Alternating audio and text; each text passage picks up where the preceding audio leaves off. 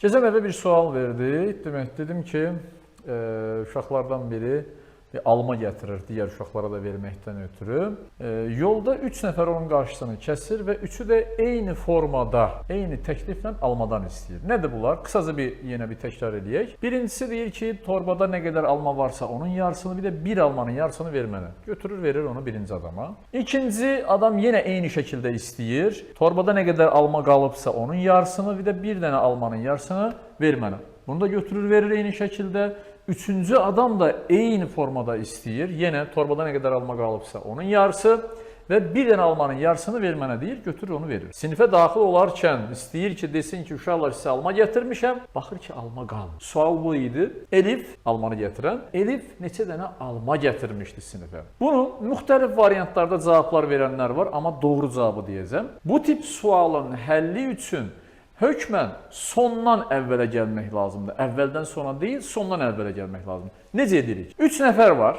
Birinci adam, ikinci adam və üçüncü adam. Üçüncü adamdan başlayırıq. Torbada nə qədər alma var idisə, torbadakı almaların yarısını və bir dənə almanın yarısını verir və torbada alma qalmır. Bu deməkdir ki, ən sonuncu verdiyi o yarım almanı geri alırıq. 0,5. Onu qoyduq torbaya. Və bu, üçüncü adama torbadakıların yarısını verdikdən sonra qalır. Demək ki, biz bu 0,5-ini 2-yə vursaq, eləyəcək 1.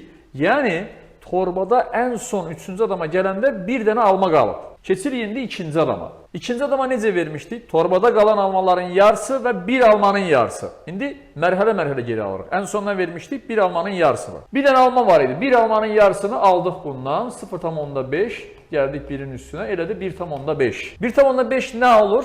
1,5 ikinci adama torbadakıların yarısını verdikdən sonra qalan alma olur. Biz bunu o verdiyimizi də geri alırıq. Yəni 1,5-in vermişik ki 1,5 qalır. Həmin bu 1,5-i vururuq 2-yə, eləyir 3 alma. Yəni bu o deməkdir ki, ikinci adama alma vermədən əvvəl torbada 3 alma qalır. İndi keçirik birinci adama. Birinci adama necə vermişdik? Birinci adama torbadakıların yarısı və birinin yarısı. O birinin yarısını geri alırıq. 3 idi.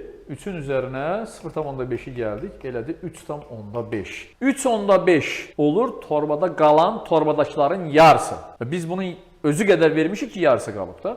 3,5-i də vururuq 2-yə, eləyir 7 alma. Demək ki, torbada sinifə gəlmədən əvvəl 7 alma var imiş.